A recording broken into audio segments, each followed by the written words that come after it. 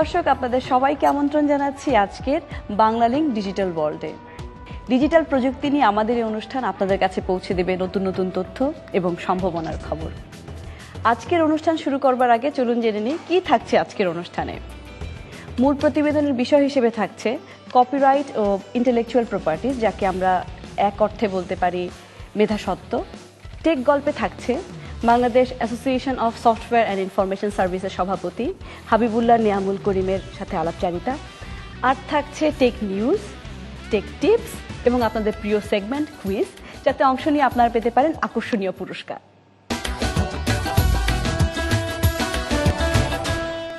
এবারে মূল প্রতিবেদন। মেধাস্বত্ব, কপিরাইট বা ইন্টেলেকচুয়াল প্রপার্টি এই বিষয়গুলি দীর্ঘদিন ধরে আলোচিত হয়ে আসছে। মানুষ নতুন যা কিছু তৈরি করে, তার যা কিছু সৃষ্টিশীল কাজ, সেটা গান, কবিতা, সাহিত্য কিংবা সফটওয়্যার যাই হোক না কেন, তার উপরে সেই সৃজনশীল ব্যক্তির অধিকার থাকে এবং তা থেকে তার উপার্জনেরও অধিকার থাকে। বাংলাদেশে কপিরাইট বিষয়ে আইন থাকবার পরও নানা রকম মেধা সামগ্রী পাইরেটেড বা চুরি হয়ে যাচ্ছে এবং বিনা অনুমোদনে বিক্রি হচ্ছে যেখানে সেখানে।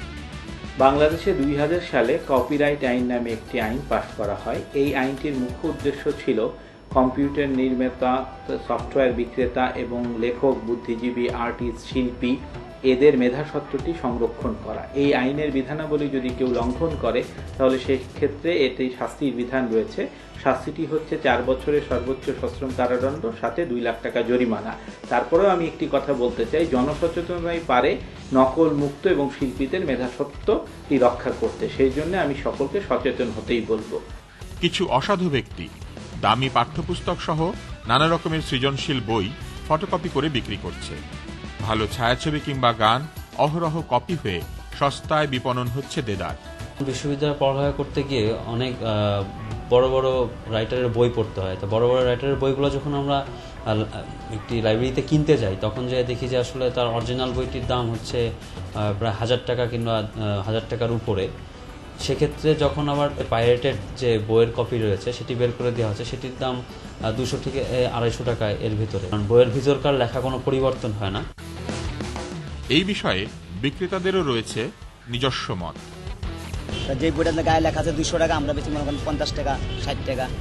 তাই ছাত্র ভাইটার তো মনে করেন কাস্টমার যারা আছে তারা তো মনে করেন 200 টাকা দেওয়া নেওয়ার কোনো সম্ভব না। যদি 50 টাকা পায় তা 50 টাকা দেয় না, তা 200 টাকায় মনে করেন যে 4-5টা বই পাইতেছে।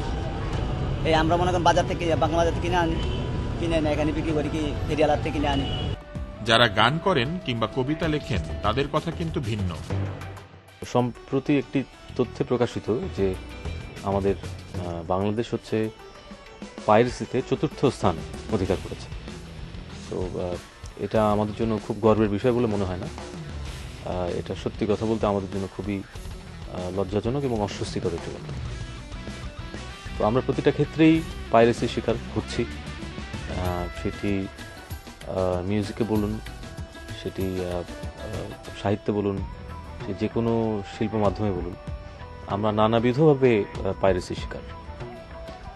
তো এই পাইরেসিটা যতক্ষণ পর্যন্ত না বন্ধ করা যাবে, আর যদি পুরোপুরি বন্ধ নাও করা যায়, যদি পরিমাণ একেবারে কমিয়ে না নিয়ে আসা যায়, তাহলে কিন্তু একটি পর্যায়ে গিয়ে কোনো ধরনের সৃষ্টিশীল কাজই আর হবে না। আমরা যারা গান করি, আমি যেহেতু গানের মানুষ, সেই জায়গা থেকে দাঁড়িয়ে বলছি যে আমরা যে হারে পাইরেসির শিকার হচ্ছি, তাতে করে অদূর ভবিষ্যতে নতুন গান বন্ধ হয়ে যাবে। যারা প্রোডাকশন কোম্পানি আছেন, যারা লগ্নি করেন, তারা নতুন অ্যালবামের জন্য লগ্নি করা বন্ধ করে দেবেন। এবং একটি পর্যায়ে আপনারা যারা আমাদের গান ভালোবাসেন, পছন্দ করেন, আমরা আস্তে আস্তে আর গান হয়তো দিতে পারবো না। মেধাস্বত্ব এবং কপিরাইট নিয়ে আলোচনা জরুরি, কারণ এভাবে চলতে থাকলে একসময় আসল এবং মৌলিক সৃষ্টি কমে যাবে এবং আমরা ধীরে ধীরে পরনির্ভরশীল হয়ে পড়ব। আর তাই সরকারও এ বিষয়ে মনোযোগী হয়েছেন। দেশে এখন নতুন নতুন সফটওয়্যার তৈরি হচ্ছে, এদের জন্য কপিরাইট খুবই গুরুত্বপূর্ণ বিষয়। পাইরেটেড সফটওয়্যার এবং আসল সফটওয়্যার ব্যবহারের মধ্যে নানা রকম সুবিধা এবং অসুবিধা আছে। বিশেষ করে আমাদের মতো বাংলাদেশে, যেখানে সফটওয়্যার ইন্ডাস্ট্রিটা একটা উঠতির দিকে, মানে যেখানে সফটওয়্যার ইন্ডাস্ট্রি একটা সমূহ সম্ভাবনা আছে, সেখানে পাইরেসিকে যদি প্রোটেকশন না দেওয়া যায় তাহলে সফটওয়্যার ইন্ডাস্ট্রিগুলো কিন্তু ব্যবসা করতে পারবে না। আর ব্যবসা করতে না পারলে আসলে কোনো প্রতিষ্ঠানই সফলতা পাবে না। বাংলাদেশে প্রায় 92% পিসি এবং 92% ইউজার তাদের টোটাল ইউজেস সফটওয়্যারের 92% পাইরেটেড কপি ইউজ করে। অর্থাৎ আমাদের যেখানে মানুষের আয় খুবই লিমিটেড, সেখানে $100 দিয়ে কিংবা $1000 দিয়ে, এমনকি $1 $2 খরচ করার মতো কিন্তু অবস্থা আমাদের নাই। এই জন্যই পৃথিবীতে ওপেন সোর্স নামে একটা জিনিস আছে। Open source is open for all, যেখানে কোনো পাইরেটেড নাই, কোনো কপিরাইট নাই, নাথিং। সো আমাদের মতো গরিব দেশের আইটিকে বা ডিজিটালাইজেশনকে কিংবা যাই বলি না কেন, ইনফরমেশন টেকনোলজিকে সঠিকভাবে সুন্দরভাবে মাথা উঁচু করে দাঁড় করানোর জন্য যেটা বেশি জরুরি সেটা হচ্ছে ওপেন সোর্স ইউজ করা। নকল কিংবা অসাধু উপায়ে উৎপাদিত পণ্য ব্যবহার করাও কিন্তু এক ধরনের অসাধুতা।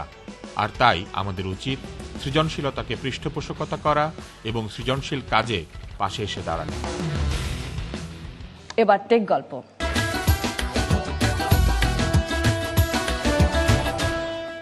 টেক গল্পে আমাদের আজকের অতিথি Bangladesh association of software and information সার্ভিসের সভাপতি হাবিবুল্লাহ নিয়ামুল করিম। চলুন কথা বলি ওনার সাথে।